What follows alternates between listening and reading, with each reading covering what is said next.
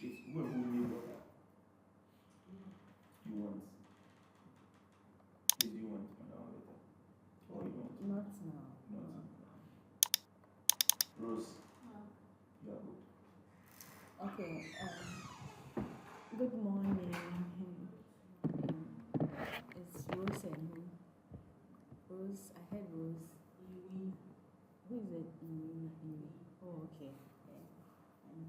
So today we want to go through how to prepare your invoice for your clients.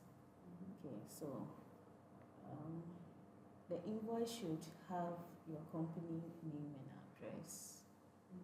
Okay, so and then you have to bill it to your clients. So the client's name, client's location, the location of the project, and then the number.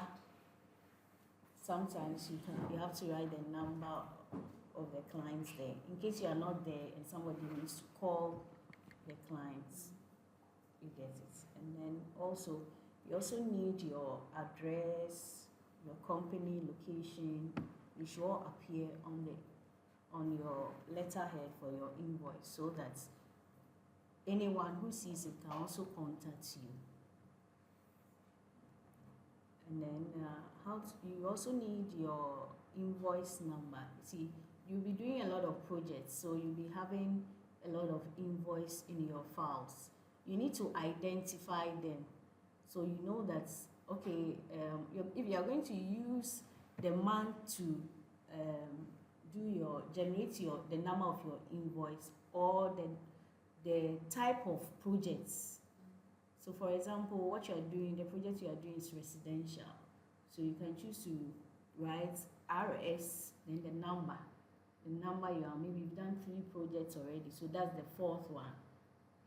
You can use that for identification purpose. So how to generate your own form of numbering your invoice. Okay, so you should also have a date. The date you prepare the invoice, and then when the invoice will expire, because the invoice, once you do it, sometimes the client will want to go and sleep over it and think, how am I going to get the money and all that. But then again, prices of things are rising now. They are going up. So if you don't give a date for the invoice to end, you find out the client will go and sleep and come like a year later and expect that you still be able to do the project at that sum, the total sum you have prepared for them. So there should be an expiry. So you can just say that, like in 2 weeks time, that invoice you prepared is void, like it's not holding again. You understand? So in their mind, they know that, oh, if I don't come in 2 weeks time, then I'm not going to get the project at that.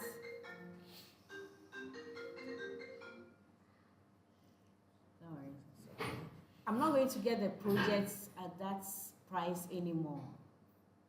Please, you understand? Because some clients are very difficult. Oh, but you said this, so how come it has changed?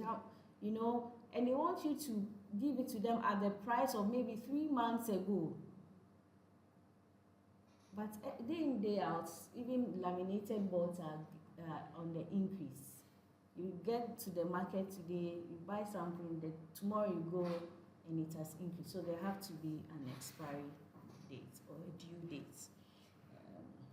And then you can itemize whatever you need to, you are going to give to the clients. Maybe the quantity, the price units, and then the total amount. Okay, some will add transportation, all those things that all the amount of money that you will need to run around the projects. Okay, so if you have to sublet to someone, or a supervisor has to be there when you are not, all those things have to come into the billing. Otherwise, if you itemize the furniture or the finishes and you don't add those things, you find out that even transporting the things to the site will become a problem because you didn't add that to your bill, and they may not want to pay. Do you understand? So you have to itemize everything that will go into the projects. Okay, supervision, everything, transportation. Transportation may include even transporting your staff and then the materials. So you have to factor everything in. Also on the invoice, you should have payment methods. Okay, and first of all, some client also wants payment terms.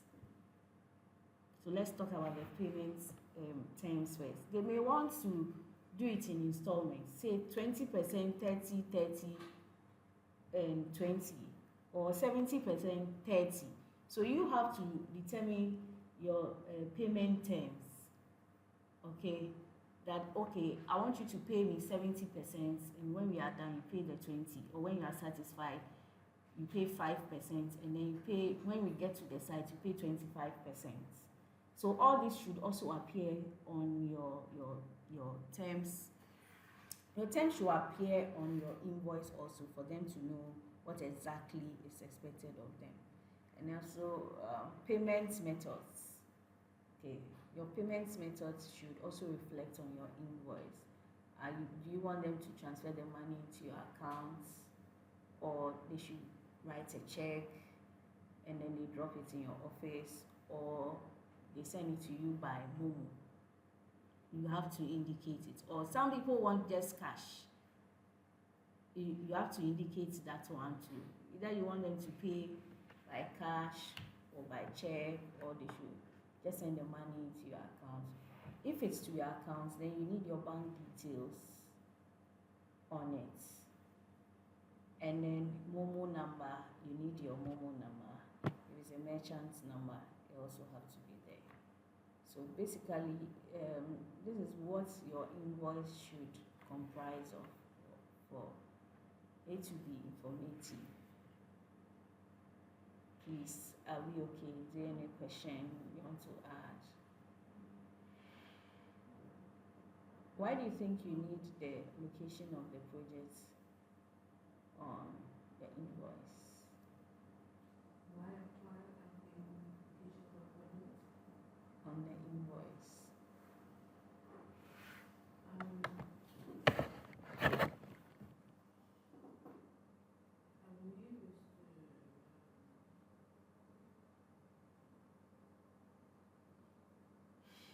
For record purpose, because you have other projects and then different invoices, so you see that invoice for this particular project.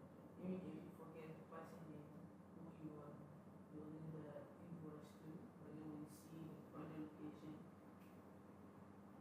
You know how to get there, but maybe you will not be around. You have traveled to Dubai to purchase some things. And also, why do we need the client's contact number on your invoice? Rose.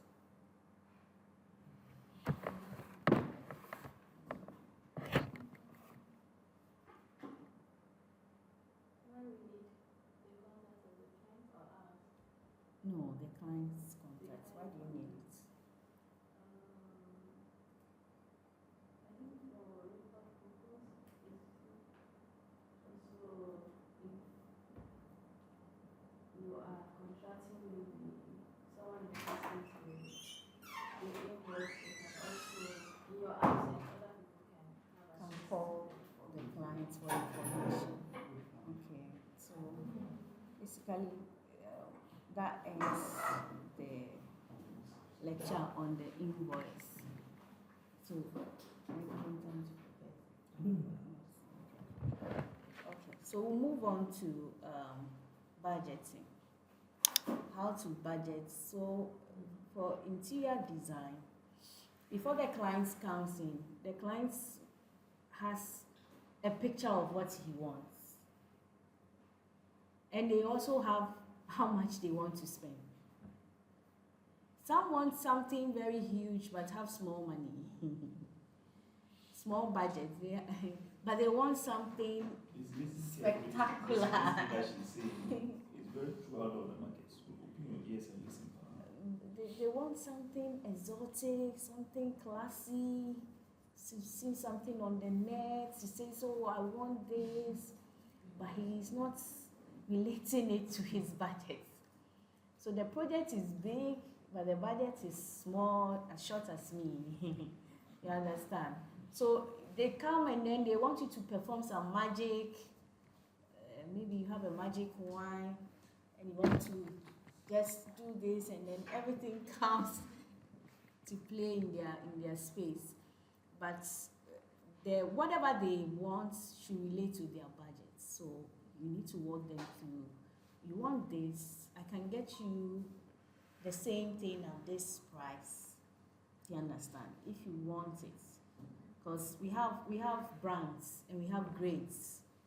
You also have to go to the market and learn some of these things. That I can get you the same laptop here, but at a cheaper price. So you get what you want, and this is how much it will cost you. But if they still insist on, I want the same thing, then they should be prepared to spend. Do you get it? Yeah. Yeah. So you need to also go through your budgets, the budgeting with them. Okay, after you have prepared the design, the client likes it, is happy about it, now you sit down and then you need to, we have two forms of budgeting. You can budget space by space. Okay, so you take the bedroom and then you say that, okay, the bedroom is going to cost you this amount of money. Are you getting me? Then you go to the living area. The living area is going to cost you this. So when you list the living area, so here we have the foyer and the main staircase.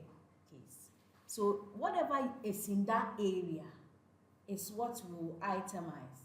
So you see here, there's an artwork there opposite the dining. Then you list it. How much does it cost you? How many of the artworks do we have there? You have to indicate it. Then you multiply it to get your total. Are you okay? Your face seems like you are lost. Okay, so. So you're saying after you do your interior design, you do the concept. Yes, looking at your design. Okay, so maybe with this invoice, around our staircase area, we had some artworks, we had some runners on the staircase and stuff. So you have to pick it and then you look for how much it costs on the market. Mind you, if you are not going to itemize your transportation after you have given the bill, itemize that one, everything put together. Every cost that you are putting there should have a percentage that is for what? Transportation. You understand? Because if you write 10 cedis and the clients are seeing 10 cedis, so he now doesn't want to pay. Oh, I forgot to add transportation. And if you take the transportation from the 10 cedis, you can't buy the thing. So you have to find out how much it will cost me to buy that thing. And then you add it to the cost. So if it will take you 2 cedis to go and buy that thing and take it to the site, you have to add it to the 10 cedis. So now it's 12 cedis. I hope I'm making sense. Yeah. If you don't do that, you cannot finish your project. So can you do it the other way too? Of maybe you look at all the costs. Yeah, that's what I said. The itemized one. If you are not going to do that, you have to.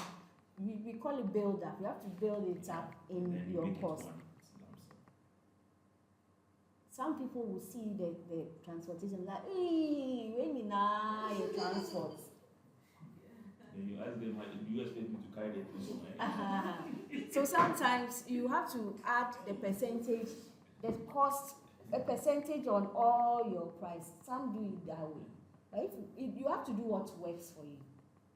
Okay, sometimes they see the transport, we now your transportation. And also, I don't think I mentioned contingency. Yeah, contingency too. Miscellaneous. What some people call miscellaneous. Do you get it? It's also let's say 5% of your total, so that should, in case as you are doing the project, some prices go up, it should be able to cover that. But sometimes when you itemize it big like that and you do the 5%, you're like, hey, but you're in contingency if you.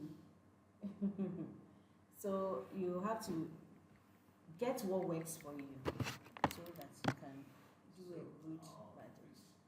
The contingency, is it going to be added to the list, or we should Yes, you have to, we have to state it there? and give the costs. Okay. You understand? So normally it's about 5% of your total costs. Yeah, some do it 3, some do it 5. So Yes. after all this, you have to indicate your labor or workmanship as well. Or It's different from the contingency. It's no, different. after this, the materials, everything. Yes, of You course. have to. Yeah. You see, he wasn't here when we were Okay. talking about the invoice. So you are preparing the budget for the client, so balance has to go there.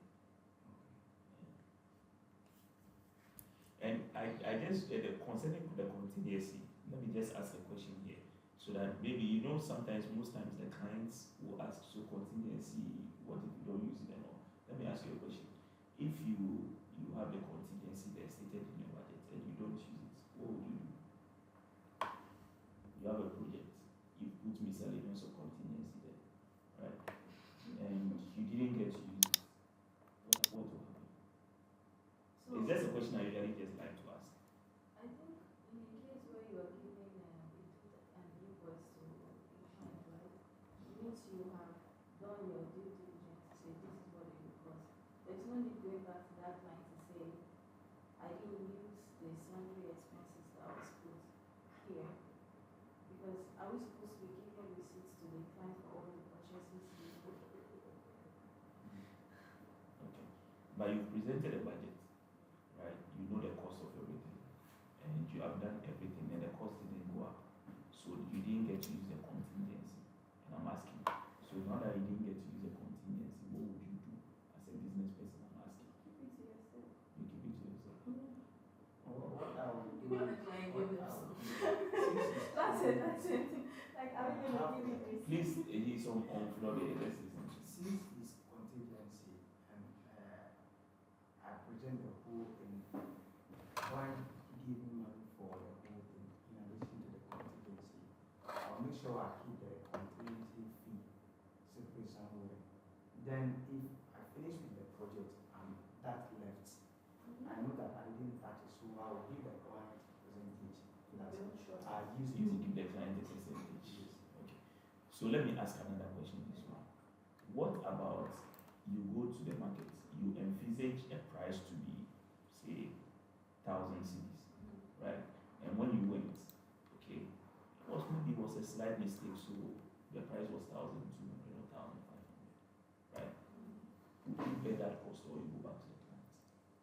You take it I didn't get the question. No, I'm saying in your budget, okay, you did everything and it was like, say, 1,000, right? And then when you went to the market, the price of the thing was actually 1,500. Okay, and I wrong with that. Would you bear that 500 cedis extra cost yourself, or you go back to the client? I will take it from the contingency. Forget about what We it is. understand. Would you take it or not? Would you? No, on 100%. Yeah, would you go We'll back? go to the back. You We'll go back. So why is it that when you didn't get to use the contingency, you don't want to give it back to the client? I see. I just use it to draw attention to something. You see, there's something called business ethics. And the kind of business you are in, majority of the thing is based on trust. Yes. So for instance, the contingency, what I state in my budget is that I even say it's refundable if not used. So it's the client's mind that this, so you will not even argue. As long as we don't use it, we will refund it to you. You see, this they sound like it is nothing, right? But these little things build so much trust that you refund this money back to the person, and you will be amazed the number of referrals you get from that. Because you build trust. You see, you are not just building just one project, you are building a relationship for the future. So I just usually use that to draw attention of students to. So you need to let your ethics and your principles also be at the fore, not just the money. You get it? Consider that there are instances when the price increase and you tell the client that the price has increased, someone That's where your contingency can come into play. Even when the contingency is not there there are some anymore. that the contingency doesn't cater for it. So if your contingency doesn't cater for it, I'm telling the price has gone up and you don't want to do it. You are the one doing the business. You know where you can make up something for somewhere in the budget. Yeah. You can get something that is a bit cheaper that will still serve the purpose that you can make up for something else. Do you get me? Yeah. You should be able to know how to. Well, Yeah. that's a very Something can make up for something else. Yeah, but if let's say for something is 1,005, which you stated 1,000, I'm sure something you might say something for 200 and you stated for 700. They shall balance well.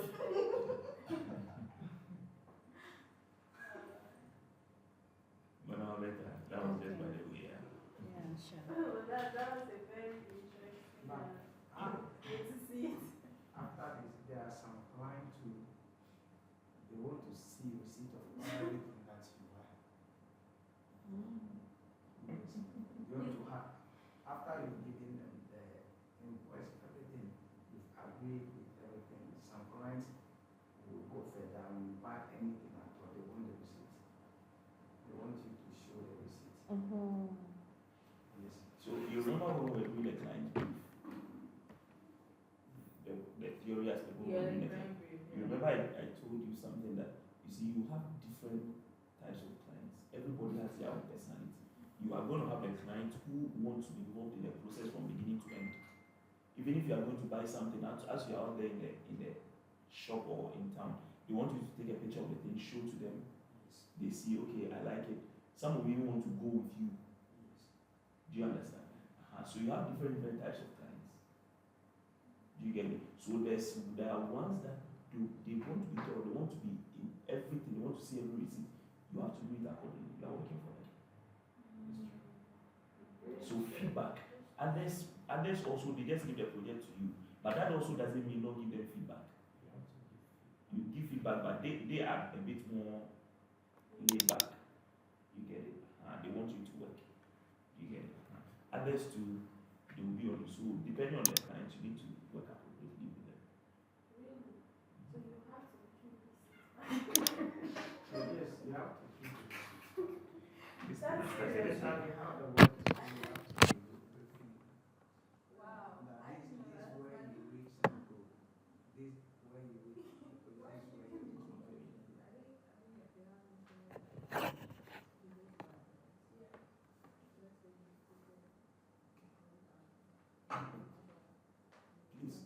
Please speak to your teacher or but she also wants to hear so she can. Don't just speak to yourselves. Well, Let the recording capture. You also want to I'm give just- receipts. no, it's so strange to me, really. We want it at They the back. give him back receipts. We want it at the Oh, back. it's strange to you. Yeah. It's strange. Because usually, like, if you're giving the invoice, it means we have come to an agreement that this is what the project will cost me. Let me tell you something. There are some people that even when you present your budget to them, your invoice, your budget, they will go to the market and cross-check every material price you have stated there to be sure that everything you stated there is correct. That is where those who even pad figures. When I say pad figures, do you understand? as in they want to add some some amount to the figures. Yeah, but this is not the conversation she made. Something she said earlier, like. Yeah, so that one is the transportation. You So add. yes, so that one like this, it's explainable to the client. But what I mean, pardon, like the thing is 1,000 cities. Some people will not say that they'll say 1,200. It's not like it's covering TNT. They are just inflating the figures. What if in a case where you are not sure of the price of Be the sure. item? So you have to be sure. It's your job. I see. Yeah. Because sometimes, okay. This thing is misbehaving power. Projector. What kind of client have that time to go and check? So you need to have a catalog or directory of suppliers. Okay.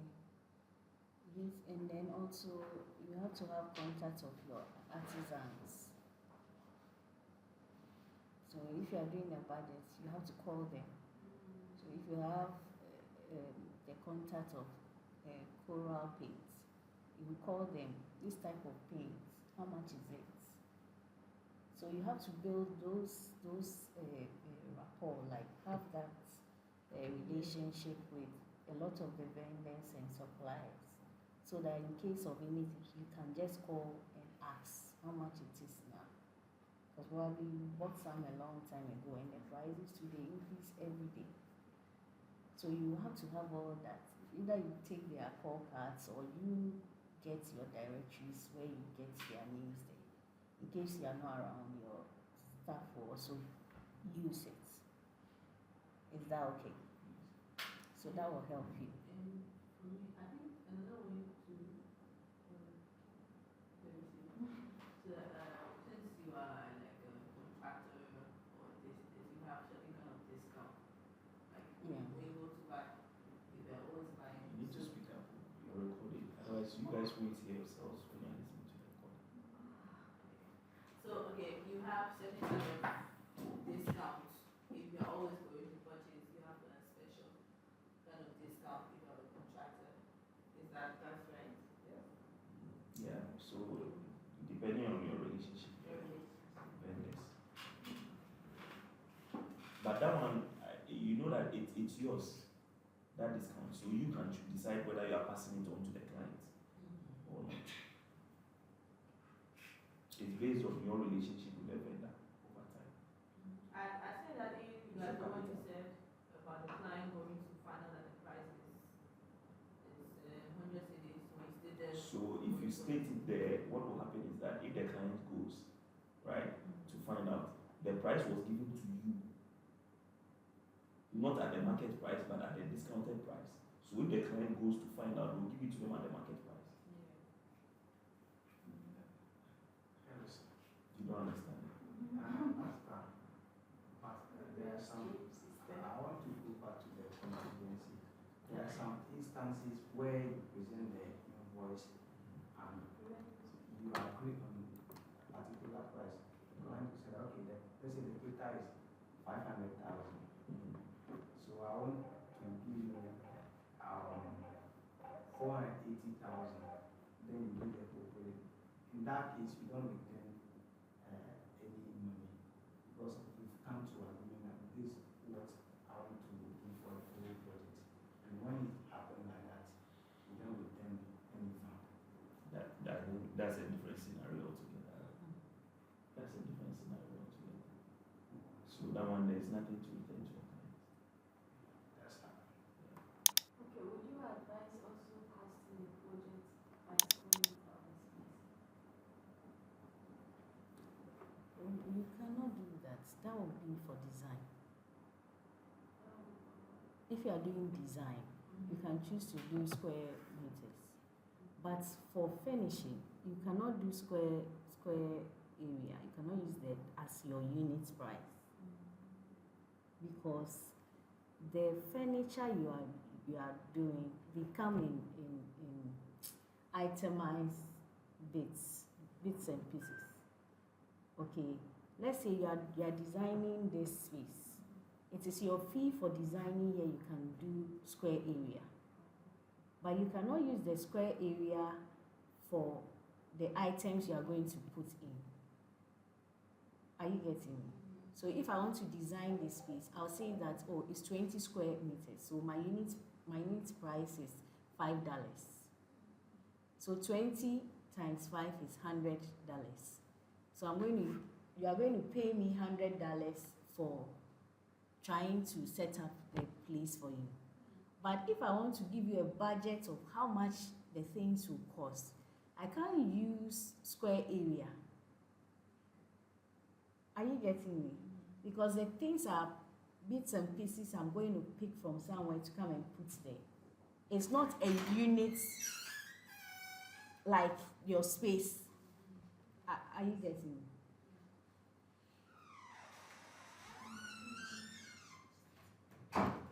It's not a unit like your space. So that's the lady who has been online. Okay. You're welcome. Today she has decided to come.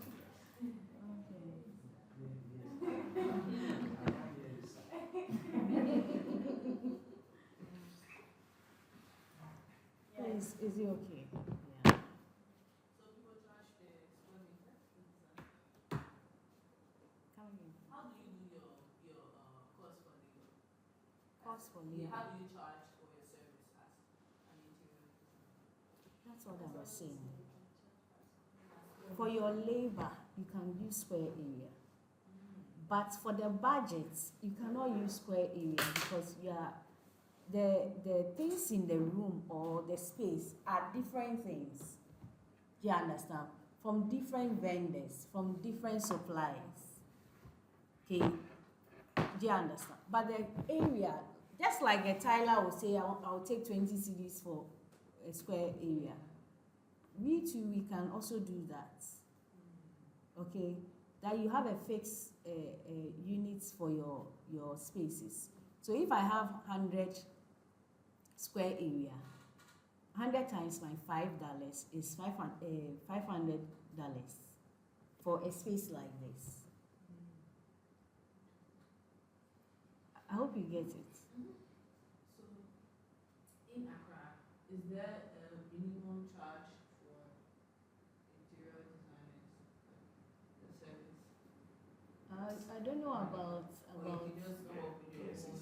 yeah, but in architecture, Yeah. we have a way we charge. We use time. The amount of time you spend on designing the projects. And then also there's a lump sum. Maybe you have designed a room like that before and you charge like 5,000. So you know, oh, let me just take 5,000 for it. Okay. Are there cases where someone will approach you to design a space but not decorate it yourself? Like they want Oh it- yes. So they Yeah. want a 3D design. Yeah. Yes. Yeah. Yes. How much would you charge? They are separate services. That's what I'm saying. That when it comes to that, with architecture, Yeah. we do time scale, we do lump sum, and then there is a figure that an architect is supposed to take. Okay, so you can use those 3 ways of charging. So, for example, if you are doing this whole compound and it will take you 2 weeks to design, it means that if a day you take 30 Ghana cedis, 14 days times 30 should give you the amount of money you should charge the client. That's if you are using the time scale. Are you getting me? And if you are going by how much an architect should take in a day, because we have a consultant, how much the consultant is supposed to take, a junior architect, and then an architect. Okay, so if you're a consultant, probably you take 300 a day, and I'm going to use 2 days to do your work. Okay, then 300 times 2 should give me 600. So $600 is what I'll charge you for that. Yes, $600. yes. So main architecture, we charge in dollars, not in Ghana cedis. Some do, some don't. See, I'm just using it as an example. So for the regulated professions that like she's talking about, you see, then they use the hours you can, because the association and the regulatory body themselves gives you what a senior architect should charge, what a junior architect should charge, based on the number of years of experience and all that. But in interior design, you don't have that. Do you get it? So junior, So we join them. you can charge $300. Why you want to be you are so interested in how the architects charge. I think that you should do what works for you. Okay. You are learning architecture. No, you mean the two. But that doesn't make you an architect. I always correct them on the page. It doesn't make them an architect. Please. This You just have the knowledge, but you are not. You are not an architect. Yes. Even the school has been telling me, I don't know why people keep Yes, they do it on their platform, and I'm like, this you is are not not an an architect. architectural. So they course. call This is themselves a architects, and they confuse the people out there. And because they don't know how much we are supposed to take, then they charge less. So when they meet the real architect, they are like, hey, it's too expensive. Yeah. This other person charging, but they are not. And when we catch You want to you, learn architecture, you go to school for go 7 to years. school bro. for 6 years and then go and work and then go and write One exams. year for 7, so it's 7 years in total. Yeah, it's 8 years. Madam, what is the 8 years. It's not even 7. You can't come and do. Madam, a minute. No. Please, but we are not doing rebate here, so please leave that question out. You can ask your rebate teacher It's not on a Saturday. question, because I'm thinking after I finish this, I'm going to school. So I'm thinking once I'm done with this, I can be using it to work. Once I'm school. Yes, you can use it to work, but not as an architect. But you can't call yourself. You are not, listen, you are not an architect Yes. until coming to learn it. Oh, okay. When you go and enroll in architectural school, you'll be an architectural student. Students. Not an architect. You can still be using the Revit to be doing your work, but you are not an architect Okay. until you are Because somebody fully else graduated and you somebody are- else will be stamping your work for you. Exactly. So you are not an architect. So Because please don't go and Yeah. confuse anybody out there. Okay, okay. they are confusing Yes, to answer the your- copies. To answer your question of how do you charge as an interior designer, there are different ways, right? Some I feel is analytical, which I've already mentioned, which some people do. So they know that they are going to charge their fee of 10,000 cedis. What they will do is that they feel the client will say, oh, 10,000 cedis will be too much. So they'll take maybe 4,000 out of the 10,000 cedis and they'll spread it over the material costs and pack all the figures there. And then they'll say that, oh, my charge is 6,000. So when the money is given to them, then they'll take all that 4,000 from the material cost and add it to their fees. I think it's analytical. People do it anyway. But mostly, what is the ideal one that mostly people do is that you charge a percentage of the total project cost. So materials, labor, everything of your workers and everything. When you have the total project cost, then your fee can be a percentage of it. So it can range from all the way between 5 to 25%, depending on the project. So if you have a project that will cost say about 10,000 cedis, right? You can look at something between 15 to 20% thereabout. But you can't go. You have a project of say 1 million Ghana cedis. You can't go and be charging 25%. So that one, the rate has to come down. That's how it's a range. Do you get it? So you look at the project and you look at the range. Is that okay? Yeah. So, when you are done with this, are you interior designer? Yes. But you are not an architect. Are you learning architecture? Architecture. No, it's just a question. Like, Sylvia, I'm asking you, is it architecture you are learning here? oh no. What are you learning here? Interior design. Please, so when you finish, you are an interior designer, you are not an architect. Okay. Don't stop the architecture. It's your ambition. You want to go to school to learn architecture. Fine. You are learning Revit here. We just corrected you and made you understand that the Revit you are learning doesn't make you an architect. It's It's just giving you a skill. You are learning the tools that the architects use Okay. to draw the 3D impression. Even that one, you are not learning the things they've learned to. How they do the 3D impression is what we are doing. Okay. So it brings you nowhere in the architecture. Do you understand? Yes. Then that thing disabuse your mind of that.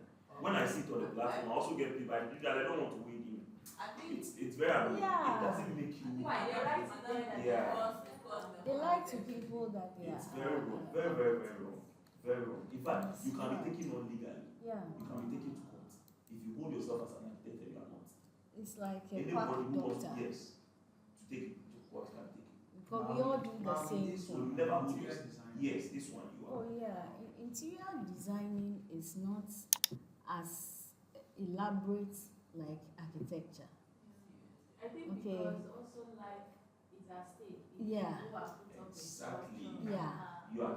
That's like when I told you that the interior design, you are not dealing with the structure. Yeah. So I told you that when you go to a project and the client is even adding something that has to do with the structure. Oh, let's seal off this door. Let's go and bring that door to that wall. It's not part of your work. The moment they bring it on board, go and bring a professional who can handle that. You remember I told you that? Yes, you did. So your work doesn't have to do with structure.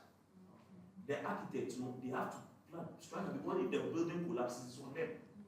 So even they will bring in what we call a structural engineer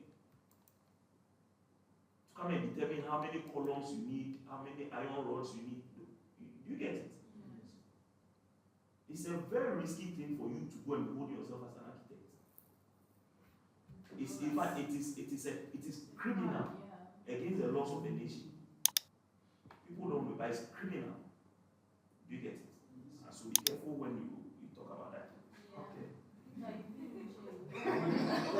I will never. Okay, so let's go to the next form of budget, or another way to budget your projects. So another way to budget your projects is that you can do it according to the milestones. Okay, what I mean by is like the time, the phases in your projects. Okay, so probably you had a bit of construction to do, so you have to itemize that side and then budget it, and then you come to the finishes and also put that one together. So with the construction estimate or soft cost, that one is what I was talking about, the construction bits and architects, including engineering, like what Mr. Michael was saying. If you have a project like that, when maybe you have a renovation to do, okay, you have to collapse some stuff and things, you need to get the architect or the engineer, because there are a lot of things that are going on in the building.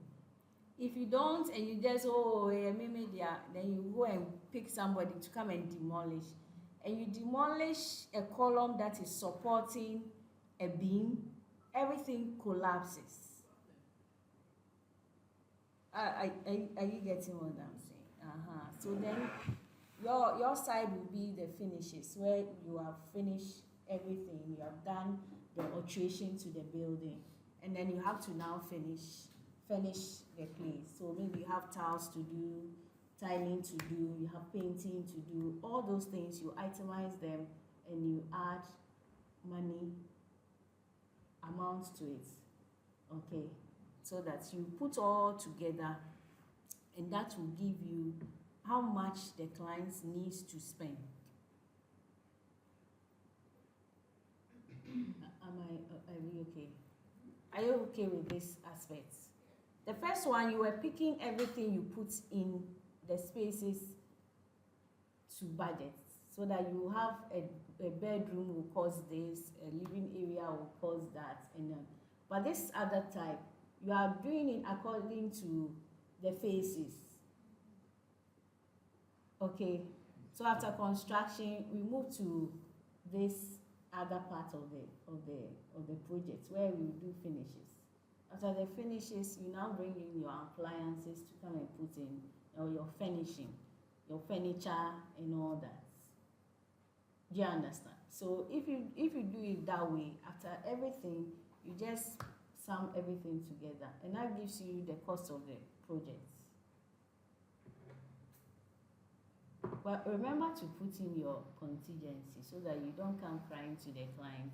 Probably your client has traveled, and that should not keep you waiting, because it's a contract, and contract you have to abide by the timelines, the dates. Are you getting me? In architecture, if the contractor is delaying, there is a penalty that the contractor has to pay.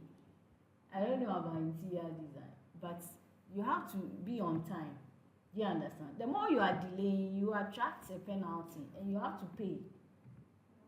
Do you understand? Yeah, because the client needed the project probably for business, and you are denying them of their returns. Rental income or whatever it is they want to do. Are you getting it? So you don't just take the money and go and sleep in your bed and watch telenovelas and expect your staff to work. And once you are not there, they also relax. So you have to be on them. This is our deadline. We have to meet the deadline. Because if you don't meet the deadline, time is money. The client is losing money. I don't know if.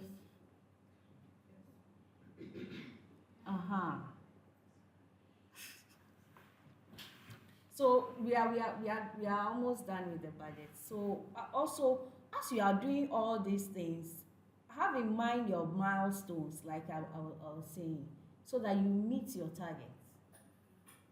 Okay, I'm going to purchase all these things, I'm going to do all these things. At the back of your mind, you should have it in mind that, okay, I want to use 2 months or 3 months to finish the project.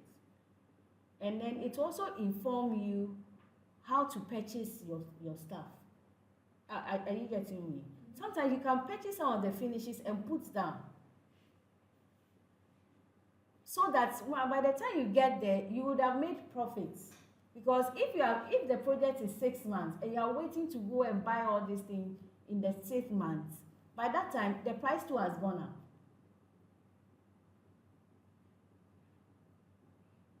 So once you are budgeting, you should also be underlining those milestones, like I'm going to do this in 1 month, so this time I'll do this there, and then you will not be at a loss. But if you leave things to chance, you don't have any clue of how the project will end, when it will end, everything, and then you just collect the money and enter the start the project. By the time you realize the time is up and you haven't even purchased anything. So what I do is that you have to purchase your appliances or those things that you know that the client has specified that this is what I want, and put it down and make some money there. Okay, so at the back of your mind, as you are doing your projects, be having a milestone for everything, like this one that we are doing in phases. So in January, I'll do the construction. In February, I'll do the finishes. In March, I'm going to buy my appliances and come in. But I'm saying that if you have the money for the appliances, don't wait till March to go and buy it. Purchase it. Yes. Purchase it and put it down, so that by March, even if it goes up, you will not be found wanting. And you will not go crying to the client that, hey, when we charge you, will say, nah, say. And if you don't use your contingency, Pastor Michael says that you should send it to the client, but Rose says that she will take it. Okay. Just also to help you, what she's saying right now, that buy the appliances down or some of the materials down. If you don't have a place to store it, now most of the vendors, they have a system where you come and make a deposit or pay majority of. So once you do that, it locks the price. So even when the price goes up, you are secure. Do you get it? So you can use that strategy as well. Yeah, to help you work within your budgets, because your clients will be very happy with you if you work within the budgets. And it will help you. Okay, so let's move to the. Are we okay with this type of budgeting? So we are now going on to the way forward. Okay, like how my brother, what's your name again? Sylvia. Sylvia is eager to become an architect. What's the way forward? He's so eager. Yeah, architecture is not an easy course. Oh. It's a wahala course. Yeah, it's a wahala course. It's for those who determined to do it. The first year we went to school, we were 180. We were finishing, we were like 100 or less. Yeah, so you have to be determined that I will, because you don't have privacy. Sometimes you can be sleeping and the client will call you, hey, I just thought about this, so can we add it? I went to the site this evening, he has gone to the site, he has seen something, and he has to call you. So you have to learn hard. Okay, so the way forward for an interior designing firm or an interior designer. So I also want to say that an interior designer and interior decor, they are not the same. Would you want to tell me the difference? Who knows the difference? The interior decorators deal more with movable things you can place. Yeah. Okay. Yeah, and what about the interior designer? With the interior designer, you can not the structure. Why are you looking at me? You are looking for me to ask me for help.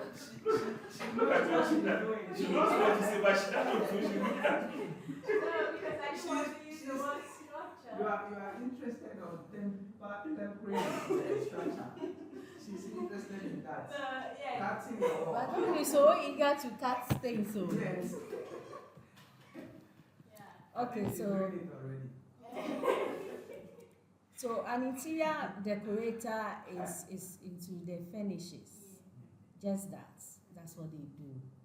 So they'll put curtain, blinds, they put arrangement of the space, the spatial layout of spaces. But an interior designer moves from that and then add another bit where they alter the design. Do you understand? The structure of the space. We can do that. Do you That's what understand? I was Including planning out. Out your space. But then the decorator will just come and fix things in the space. But the interior designer comes in to what? Further arranged or move things around which are structural. Can we do that? So You can do that as an interior designer, but you are not the person coming to do it. You need an engineer to help you. So the interior designer does more than the interior decorator. So, like the decor is a subset Sets of of the the design. design. It's an aspect of design. Yeah. Do you understand? So meaning So sometimes they'll give you an open plan. Okay, like the bank, they've gone to rent a space, and they said they need an interior designer. They don't need an interior decorator. I hope it's making sense. meaning an interior decorator is working under interior design. Yes, they Yes, work under the designer can interior. employ decorator. Yes.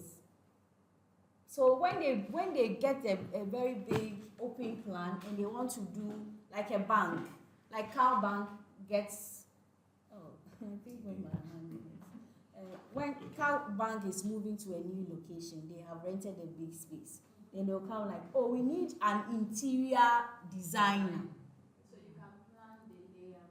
Yes, you plan the layout because it's an open plan. You have to plan, oh, the manager should be here, the secretary should be here. And because it's an open space, the interior designer is supposed to tell them which material they will use for the divisions. But then the decorator does not do divisions of spaces or planning of the space. They just come and do arrangement of furnishes. Are you getting me? So as a designer, you can go to a space, somebody has built his house, and then you can go and tell them, oh, this place that you have put a dining hall, I don't think dining hall should be here. We can replan it, redesign it, and say, okay, because of this, dining hall should be here, because this, it will serve a better purpose here, it's more functional this way, then that redesigning can be done. You get it? Okay, you can say, okay, this particular window, right? It's too like big. this, too big, It's in the cabinet, so we want to undersize it. Exactly. Do you understand? Shift it somewhere so that the cabinet can be on a blank wall. So you get in and all those structural bits or those construction bits, you do it to get your space to work well. But there are other people, they just come and put curtains there, come and say, put this here, put that here, and that's it. Okay, so that's the way forward of an interior designer. You should register your business. Okay, so after the class, if that's what you want to do, you need to get it registered. First of all, you need to have a name. Okay, so Rose Designs or Rosa Designs or any pet name that you want to give. And so you go to the Registrar General Department, you fill the forms, come out with your name. They will ask you what exactly, that's why I went into that, your firm is going to deal in. Do you understand? And as you are registering it, you have to make sure that what you told them is what you will be doing. You can't register a company for interior design and be doing architecture. That's why I wanted to separate the two, like, hey, I'm doing interior design or I'm doing interior deco. Do you understand? So when you get to the department, they will give you a form and then you find out the category that's your business for, and then you tell them what you intend to do. Okay, so you register, and also you need to get your register VAT. Please, that's before you go to that, just to add a little bit to what she's saying there. So when to get your name right and doing the things you are registering for, that is the business you want to do, it's very important. So let me give you an example. So I want to start a food business, right?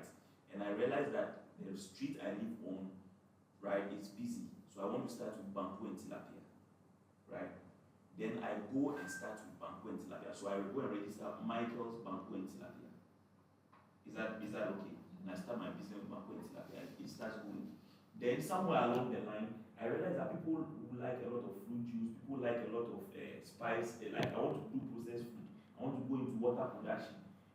The moment I start using Michael Banku and Tilapia to do those things, does it make sense to you? Does the name really make sense to you? Michael Banku and Tilapia producing water. You get it? However, if I go based on the vision I have, that I want to go into food, I want to run restaurants and other things, food processing and all, and I go and register Michael Foods. Now, when I'm doing water production, I'm processing spices, I'm doing my Banku and Tilapia and all that, does it now make sense? Yes. So in selecting your name, let your vision guide you. What exactly do you want to do? Do you get it? So if you go and say you want to say so Savior Interior Designs, right? And yet you are doing construction. The name and the work you are doing don't go one. And then it's even illegal if you didn't register construction as one of the businesses you should be doing. That's what she's trying to point out to you. Do you get it now? So be very careful. I would like to ask a question. So, for instance, when you have a business that you want to change the name and also add up the things that you will be doing currently, you need to add up to that. Can you change the business name, or you maintain the business name and use the things that you'll be doing currently, add it to them?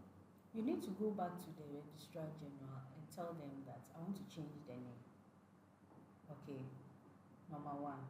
And if what you are going to add is not in the same category with what you are doing, then you need to have another name for that one, because they have categories for all the things you are doing. Do you understand? Construction comes with this, that, and then maybe hairdressing or whatever they are in another category. And then maybe banking to finance, microfinance to has another part they are. So you cannot join microfinance and hairdressing and say I'm giving it the same name. So you have to go back there. Oh, this is what I want to do. If it's change of name, they'll give you a form, you fill and you change the name, because maybe you are still under interior design. Maybe you want to do manufacture kitchens. It's still under your interior design, that aspect. So that one you can go and say, well, I want to change the name, and then do the change of name. But you cannot add something else that is not in that category and say that I want to add it to it and change my name. I hope I'm making it it's clear now. Yes, but Yeah. I still have a question. Okay. Let me use my brand as example. In the operations, we do painting and co-painting, tiling, POP.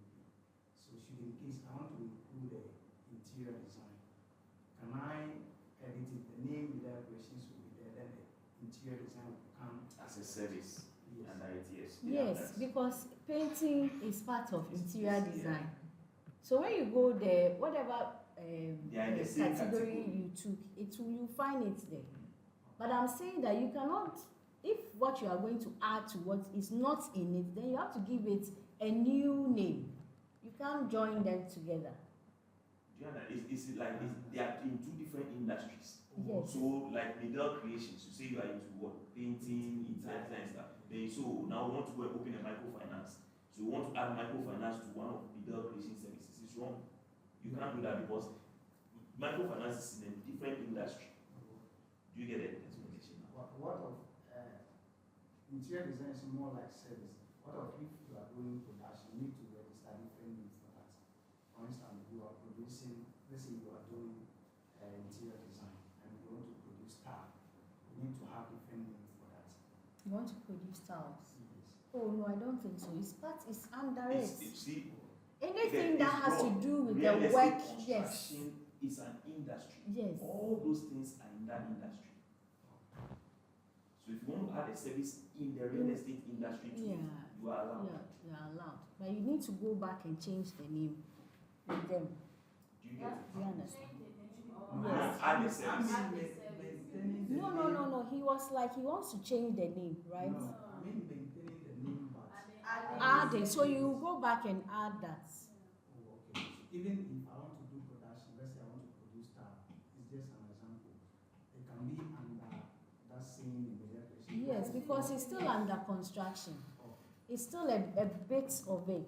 It's still in it. But I'm saying that if what you want to add to it is not in that category, then you go and do a different thing. Okay. Well understood. Yeah. Okay, thank you. Okay, so you need to also register your VAT. So after you have done your business registration, you need to also go to the VAT office and go and get yourself registered. For that, Is value added tax. It's a tax it the same return. as TIN number? You use your TIN number to register for the VAT. In the same thing, you use your TIN number to register for your taxes and then even your business. registered in Yes, Yes. that's what When they you go there, do. they'll give you a tin Tin. number. But And you for can't VAT, manipulate it. I think I learned they have threshold. If you don't meet it, they won't register you. Well, I Okay, need to so find- VAT, there are some services that charge VAT. Services and products that you have to charge VAT for. Some you don't. Do you get it? Before even the threshold comes in. But the thing is that some of the interior design services and things like that, you do need to. And the VAT actually will put there. It's not just limited to VAT. It's actually tax in general. Okay. Now this is the case. In the past, you can do your business in hiding. Nobody, the tax man won't notice you. Do Do you get it? You are in your small corner doing your business. Nobody knows you are making your money. But now, trust me, the taxman knows you. Just that they decided not to come after you. Because you're on social media every day making noise. Do you understand? And they know you, but they won't come after you. They will wait for 5 years. 5 years time, your business would have grown. Now, when every taxman is a trained accountant, when they come, they will now slap a VAT on you based on the industry you're operating in. And real estate industry is one of the most profitable industries.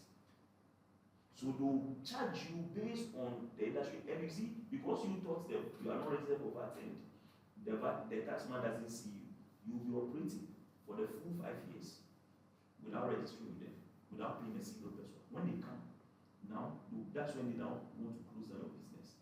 And you see, most small business too, you don't keep proper books of records.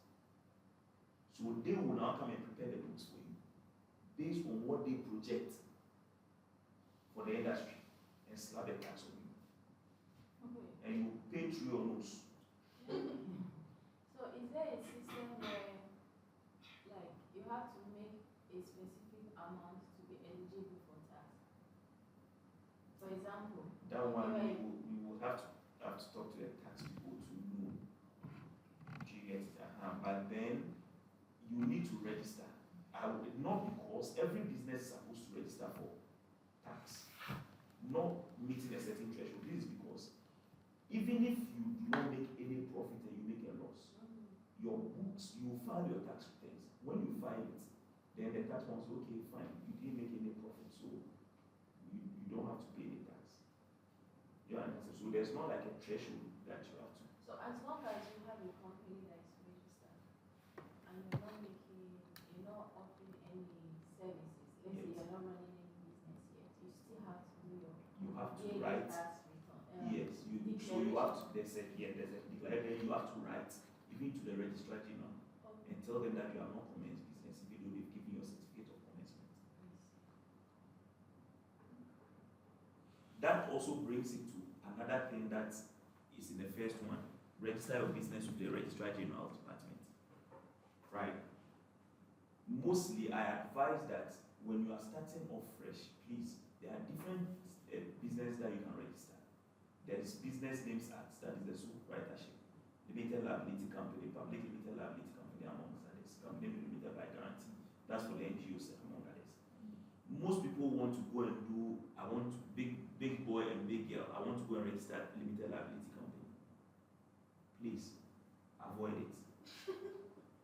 The best advice is that go and do the sole proprietorship.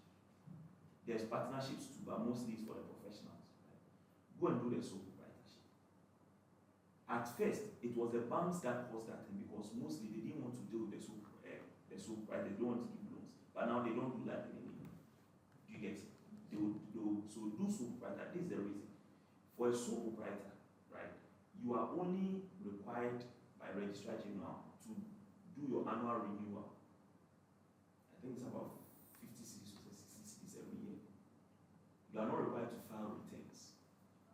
But if you go and do the limited liability company, apart from your yearly renewal, every year you are supposed to file your returns. And most people don't know that. So they register, I've not started operating, you won't file the returns.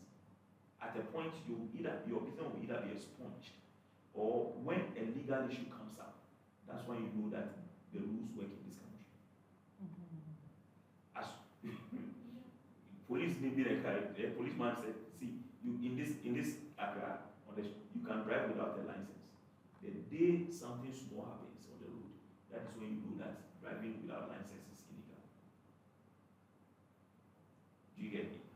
So you can be running and ignore all these things that the registrar general expects you to do until something small comes up. That is when you know that the laws are actually working.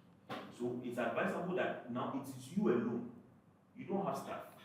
So do your sole proprietorship. You don't have to worry yourself with filing returns and all that.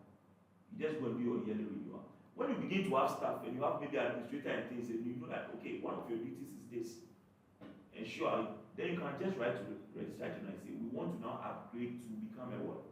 Limited liability company. And and you pay the appropriate amount, fill the necessary forms, and they will upgrade you. Okay, so with the yearly renewal, you don't have to do declaration. Now they even do it online. You don't do declaration, just do the renewal. Yeah, you just do your renewal. So you don't pay tax if you're running it. It's registrar general is different from tax. So, meaning when you are paying your yearly returns to the registrar general, you still need to register for it. So your annual returns that you file to even registrar general is part of the procedure that even the taxman will ask you. You get it? So I need to, for instance, you need to go back to the registrar general and register for How long have you registered your business? 3 years now. 3 years now. 3 years ago. Have you been filing on annual return? Your No, I've been paying registrar general for renewal. Yes. Or if you are paying renewal, then that's fine. You are fine. Is this your proprietorship? Yes. Then you So are fine. foreigners can do. So- They have something for foreigners. Is you have to. You can't. Yeah, when you go online, you see all those things. Yeah. You have to, your business have to be worth almost $1 million to be a supervisor as a foreigner. Limited. Yes. Do you have a Ghana card? I know some foreigners have Ghana card. Yes. You do. You do have a Ghana card. You see, you are the people. But if you have a Ghana card, you Is it can Ghana bypass card or that the process. non-citizen card? Sorry? Is it the Ghana card or the non-citizen? What is that? I have a Ghana card. The citizens one. No, I'm not Ghanaian. Okay, so the non-citizen one. Yeah, Non-citizen. yeah, it reflects that. Non-citizen. Oh, okay. Or is it I the thought you card? had a citizen. You can have a citizen one. No, it's the band. It's illegal. People do it in your it's illegal. Okay, let's move on. You like illegal things? Okay, so you need to also create your portfolio. Okay, what portfolio means is that you need to have a database of the works that you have done. Okay, and you can do that at the portfolio that you want to create. You create the designs with home. Okay, so we have the home and but then the portfolio can be kept under an app called Canva. Okay, Canva gives you a mood board for you to be able to put all your works that you have done in. So when a client comes and, oh, can I see your portfolio? It means that can I see the works that you have done before? Okay, then you can pick it and then you forward it to your client. They'll flip through and then they can see the works that you have done. In regards to that, building your portfolio, like we are doing for interior design, digital, can you like sit by yourself, create a room, and then you add it to your portfolio? As one of the things. No. Or you have to wait for somebody first. That's you are trying to learn, but it has to be what you have done. A portfolio means that it's when you are in school that you have students' portfolio. But once you say you have registered your company, they don't want to see what you have sat in your room and you have done. Okay, the client wants to build trust, wants to have confidence in you that you can do the work. So he wants to see what you have done before. For somebody. Yes, but not what you sit in your room and your designing skills has come and you have done some wild design. No. When they ask for your portfolio, they want to see the works you have done. Basically that, so that they will know whether you can execute the projects they want to give you. Please, you get it, Rebecca. So that's it. And I'm saying that you can use Canva to design your portfolio, where you have all your portfolio, all your works displayed on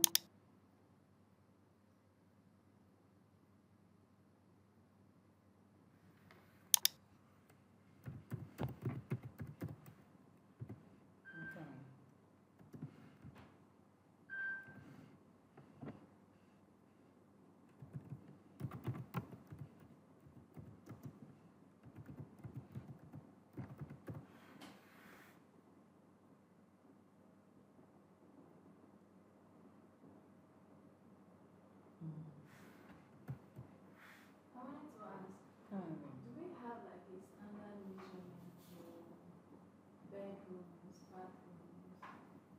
I know that some of this space you work with it according to what you have, or is there like standard measurement? Yeah, well, a standard measurement is 12 by 12 for a bedroom, but people want bigger bedrooms. So when you go to the site, you may not see it as such. But for it shouldn't go below 12 by 12. That is in feet. Do you understand? That's how many Feet. square? It's in feet. And let's say you're giving a 90 square space to create a layout for. How do you go about it? If you have a space to create a layout, is it a single space or like a bedroom, 4 bedroom, is it a single space? Yes. And you want to turn it into a bedroom? No, you want to, have like a bed Okay, a studio apartment. Yes. Yeah. So with the studio apartment, you have to know how the spaces interrelate, or the functionality of the spaces, so that you know that the spaces have to flow. They have to flow. You understand? So in architecture, we call something like form follows function. Do you understand? I can't put, if I have a space like that, I can't come and put my bed here, because I need to come inside. The bed will block the entrance. Do you understand? So the form will follow the function. If I come from outside, if I come home, what's the first point of call? Do you understand? Where do I need to go first? What attracts me first is the kitchen. Probably I want to drink water, so I want to put my kitchen at where Pastor Michael is standing. Okay. Now, do I have another space for my washroom? Probably my washroom will be here. Okay. And then this place will be the bed. Okay. And then maybe I need a furniture. I need like a love seats. So I'll just put one here and a table there. So now I have a studio, everything in one space. The reason I ask is, the kitchen, with the kitchen, what's it called? You have some sort of That triangle for the fridge, the for cooker, and fridge then and the all sink. of that. So I wanted to know And whether a studio apartment too needs if you have a rule like that. Oh, the kitchen there, that's for the rule applies to kitchen. So if you look at that, that's what So yesterday I just said. use your imagination and creativity to Yes, kind of go away. yes. So I like, if you have, like, before I started, is it 2 days ago, I said that there are types of kitchen. You have to know which type will fit the space. So if I have a space like this, I can't have a peninsula. I can also have U shape. I can only have a linear kitchen with this space. Yeah. So everything fits to the wall and does not conflict with the other spaces. Am I making sense? Yeah. So when you want to create a studio apartment, you have to follow the rule, form follows function. Do you understand? Whatever you are going to do, I cannot come and put washroom here. You understand? Probably I'm coming out, I'm coming in with a lot of goods I've gone to. The first place should be the kitchen. The kitchen should be close by. That's if you are designing a studio apartment.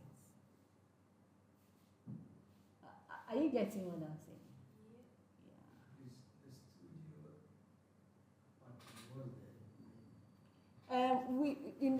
In architecture, a studio apartment means that you have a one space and you have all the other spaces relating in one space.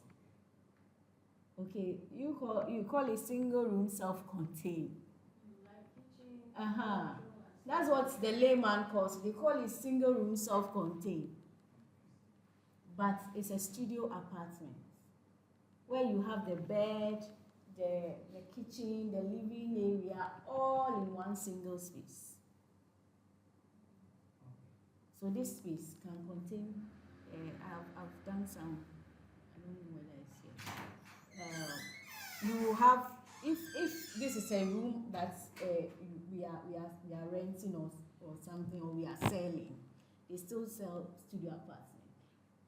we'll have a kitchen, we'll have a dining, we'll have, I think I have some, let me see. I can't share. Let me forward it to you. So I what want you to- can share with your, you can put it Oh yeah. on your, where's it? I'm not using this. That one is USB. Okay. Check the back. I think I have something like that. Rebecca, you are very quiet. You don't have any questions. You are feeling shy. You are feeling shy. You don't have any questions. You are sure.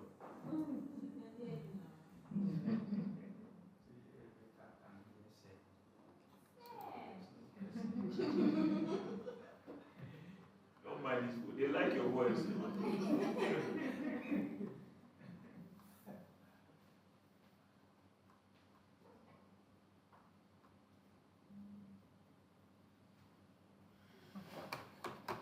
Right, you want to a picture of a studio this thing. So this is studio apartment. Okay, so you see where the, and then there's a kitchen, there's a dining. Okay, and then they did a small wall to separate because the client said doesn't want open bed. So that's it. So it's just a small place with everything in a single space. So it's up to you to now design, make sure it's still functional. Yes. Did you get it? It depends on how you want it.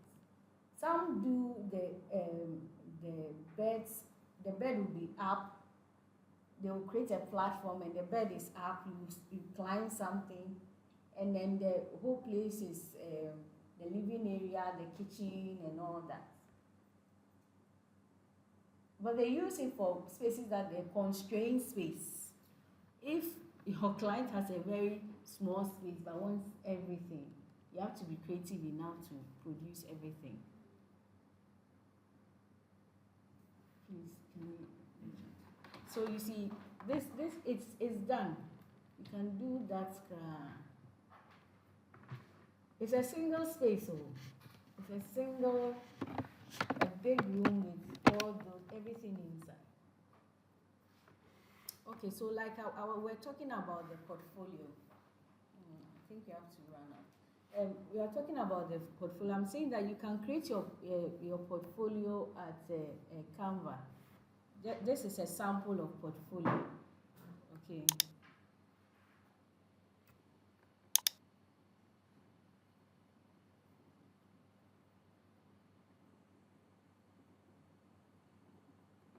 You need to be creative in doing your portfolio. And then when a client takes it, he needs to understand your concepts, what kind of interior design you do. Is it contemporary? Is it modern? You know, everything should speak. So would you recommend to stick to one style? I know that as an individual, you have something that you like. But if you want to work with clients, of course you'll be working with different people. Would you advise to stick to what you like, and if the client is interested in the kind of design you want, then they can approach you, or you should be? I think it should be versatile. But every design you do should have a bit of you. That makes it unique, and that gives you a brand. Okay, you need to brand yourself. Probably you like a certain console. There's what you like about a console. All your consoles, you have flower vase on top and a certain accent mirror on top. So it means that all your designs, even if the client doesn't want classic and is something you are doing, that aspect of you is inside. You should have something that speaks that, if I enter, I should say that it's Rose who did this interior. So you have to find that niche for yourself. And that gives you a brand. That makes you stand out. Like, because we are all becoming interior designers. What would differentiate Rebecca from you and you and you and me? It's something that you like, how you do your thing. It's called your signature. Yeah, a niche. I feel Just like there's something that finds you. Yes. You find yourself doing this thing. Yeah. So what for me, what I've experienced so far, every time I'm doing this, I always end up with some kind of color. Like I'm like, okay, I want to add this. I want to add this. Like, and there's some kind of wall. Like in Yeah. everything I do, like I want that particular thing. Somehow I'll incorporate it inside. yes, Yes. a certain. So Do you maybe, understand? could be some people are more nature oriented, so Yeah. you see a lot of nature. The moment you see it, you know this is like. Yeah. So you should have a style. Well, she's saying that she has a style, but what if the client doesn't? Should she stick to her style? Yes, Should so- she have so- style? no, That's no, why I'm no. saying that. Do Wait, what- you should be versatile. I'm more drawn to a very minimalistic kind of design, right? Or you meet someone who wants like, you know. Yeah, but you're not designing for yourself, so you don't stick to what you Yes, want to do. but there should be But something then- in there that makes it that everybody will know that it's Rose who Yeah. designed it. So what the two of you are, there are two different. You see what she's talking about. Your signature style should be you, right? So it doesn't matter. No matter the style you do, there's something that you fancy that you put there that will identify you, right? But then there's concerning the style of interior design, you don't limit yourself. The space should determine it, the client preference should, and then you, that is your advice, your professional advice will bring that out. Okay. The reason I'm asking is, I know that when you're versatile, that means you're open to different, client and then opportunity as well, right? But sometimes you end up doing what the client likes, and you who have done the job is not happy with it. It's not you. I guess it's not like You're trying to please your client. That's why I'm saying that. For you, I understand where she's coming from. That's why I'm saying that. Then she needs to put something of you in there that will satisfy your craving of doing what you want. You understand? Yes, because she is paying for the money, so you cannot tell her that I want to do what I want. Yeah, Do you understand? Let me No. give you a typical instance. Here, I noticed that the kitchen, they don't care if it gets to the wall, right? And right now, like modern kitchens, people want it to go Hit all the way ceiling. up. So now, somebody is asking you to do a Not let it get to the wall. yeah, and then by the time you finish, visually, You are not okay. So then Mhm. that is so how come. would That is how come. What the tool you are learning right now comes in handy. Do you get me? So there's a way that personally when I go to do the 3D impression for you, I will do what I want to do, and I'll do what the client wants to do, and I'll show both to the client, and they will see. And when they see, they oh okay, so this is what you are talking about. You see, vision. When somebody sees something, it makes them understand what you are talking about. Sometimes explanation doesn't get it done. So okay. So this is what you were talking about. Oh okay. Can we do it that way? Another way too could be, for instance, the kitchen you are talking about. You want to leave the space. So you want the full thing, and the client also wants that space to be left. Can we make that space into something else that both gets what you want done, and still the client is also satisfied? So maybe on top of, between the top unit and the ceiling, maybe we could do some very open, beautiful shelves. So it's not closed, right? And yet the space has still being utilized. Do you get it? And you could come up with such a design, the client will say, and it becomes one in town. I've realized that sometimes when there's that friction between you and the client, you want another, the client, it forces you to be creative to that suits both the client and your vision. Yeah. You get it? Okay. So we're talking about how to organize your works to get your portfolio for your clients in Canva. Then you have templates there, so you just pick one and then you arrange or organize your sheets, okay, to reflect who you are as an interior designer. But don't go and force your design on your On clients. anybody, yeah. They are paying for it. Yeah, there are some clients they will not. It's their money, so you can't go and push yourself. So there was a scenario. I went to a client to do a TV unit, and then when I got there, I saw is it PS5 or something, on their old console. So I asked the guy that, is this going to be here? He said yes, but it was very high, and I also wanted to hide everything in the console. I don't want to see anything around. So I did the height of the under units, like the height of the PS5, so the guy can push it in and close it and nobody sees.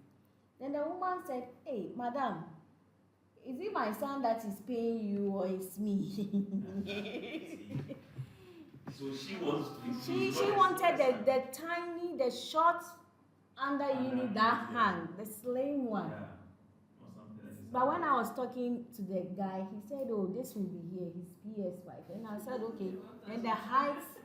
Then she came. She was like, "Hey, madam, is it my son who will pay you or me?"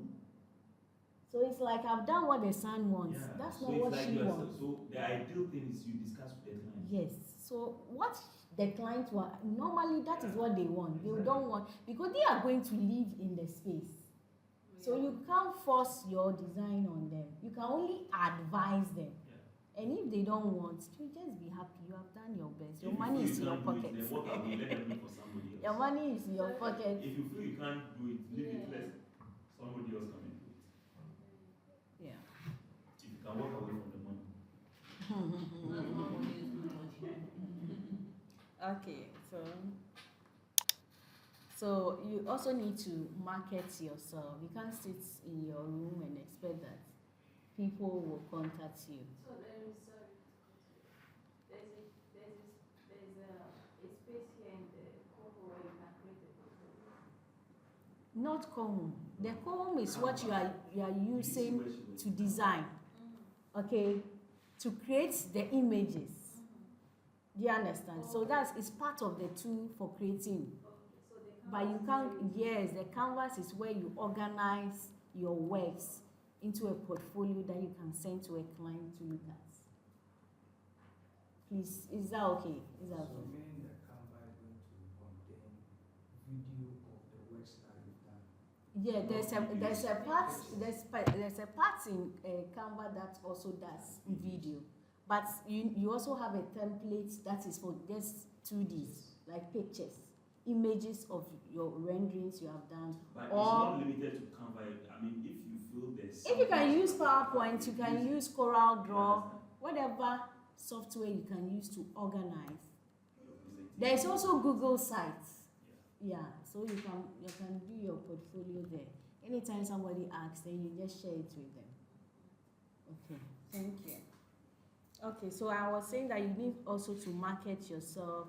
Now we have social media, it's free marketing and competition. So whatever you put out there should be competitive enough for people to also contact you.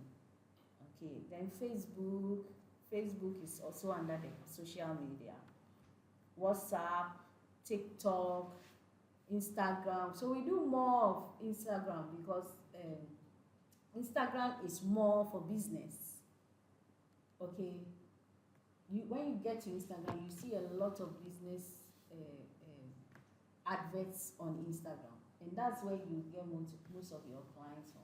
But you have to showcase the things that really is competitive, because a lot of people too are doing interior design.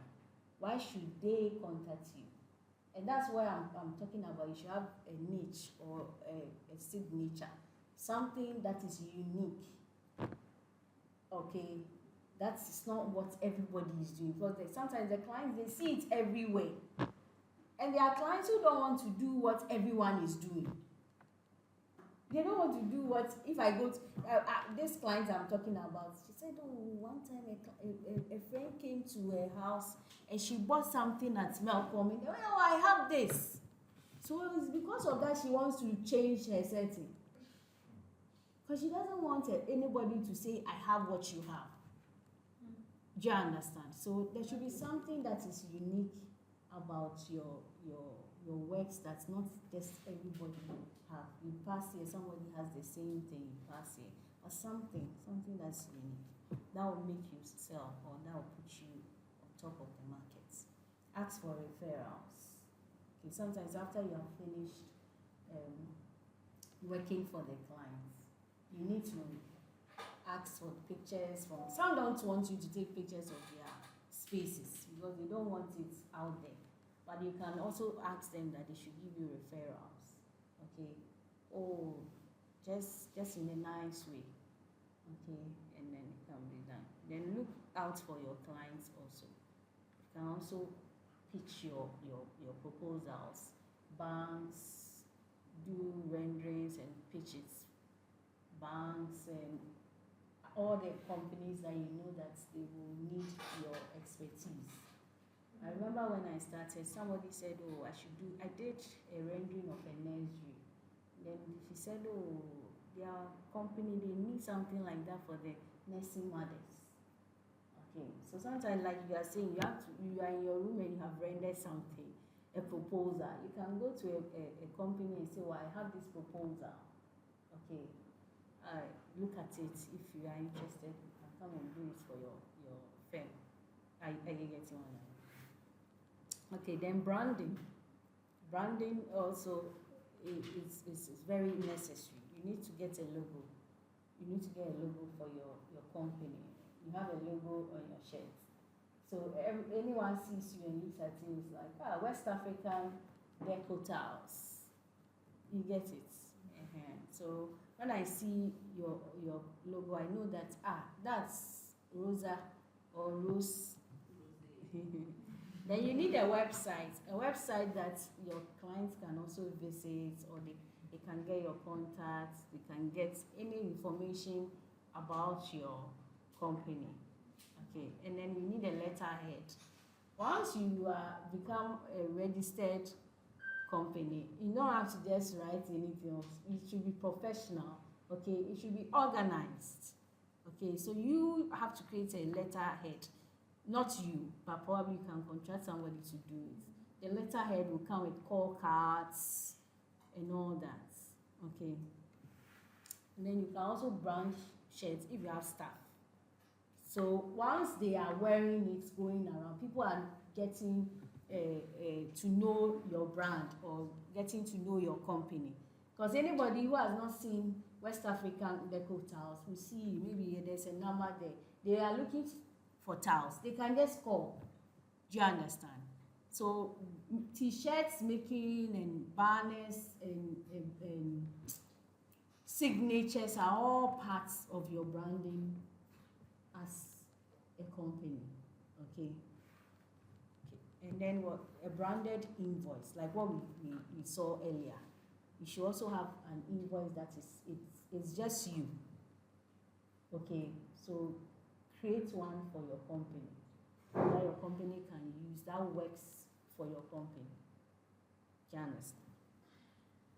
Then you need to also have an accounting section in your company. If you cannot do the accounting yourself, you can get help. But if your company is small, you should learn how to do it. And I think that trying to write everything that you spend on your project helps. And also sit down maybe monthly or so and look at your expenditure and then your income and see whether you are making profits or you are losing as a company. All should be done. So you can do it yourself if you want to, or you can pay somebody to be coming around to check your books for you. see if you are making headway, and also to get help. Sometimes you cannot do all the work yourself. You have a lot on your hands. Don't take the projects and then the client is chasing you. It will spoil your name. Okay, if you cannot, if you can't do it, just sublet it to someone and let the person help. And also, if you are doing a project and you don't know how to do something, but you have seen some of your friends who have done it, ask for help. Where did you get this balustrade from? Who did it? Who did the windows? Okay, and then they will lead you to somebody, because sometimes getting people who you don't know, they mess you up. That's the first try you are trying them. They can mess, but if somebody is referring them to you, you can see that they, over a period of time, people have used them. Okay, and sometimes what they are being referred to, they wouldn't want to disgrace themselves, because if they lose you, they will lose the other person too. Are you getting what I'm saying? So get outsource and also employ. When the business is going, sometimes you can do it on your own when the business is small. But as you are getting 4 projects, 5 projects, you need to employ people to be supervisors and also people to be sales personnel, to attend to people that are coming, to prepare invoice. Because trust me, at that point you cannot be doing budgets and still designing at the same time. Do you understand? Probably you need to, if you want to ship some of your things outside, you want to go to China and things, and somebody has come, they can't wait for you. So when the business is growing, your staff should also grow. Some people want to do it by themselves and stress. Interior design, you need a certain kind of mind to think. So don't stress yourself. If you need help, get help. Thank you very much.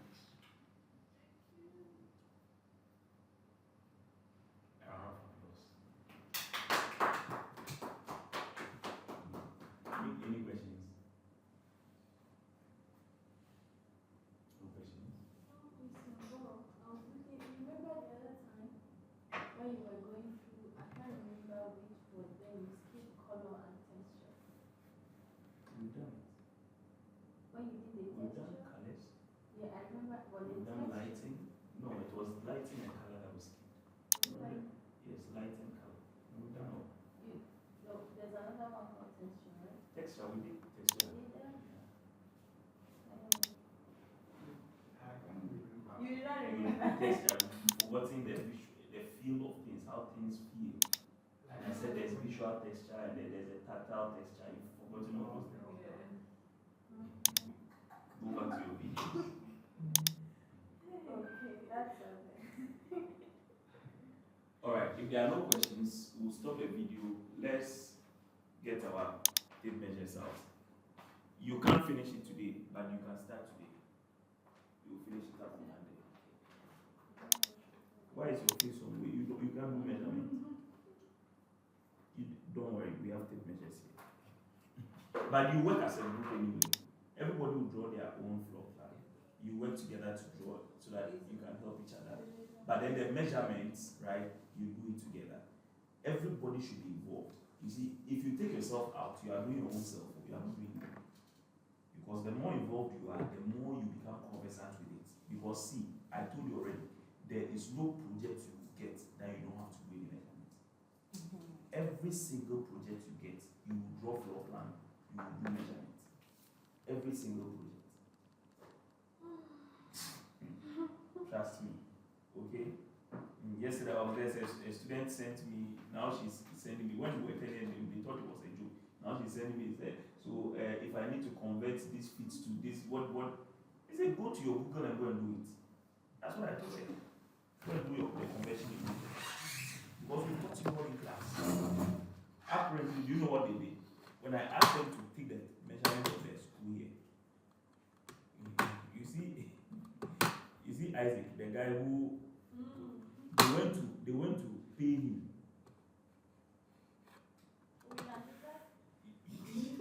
They went to pay him to do it for them.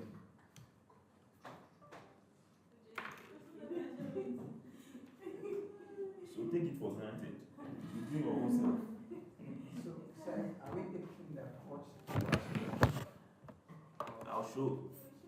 I'll show you where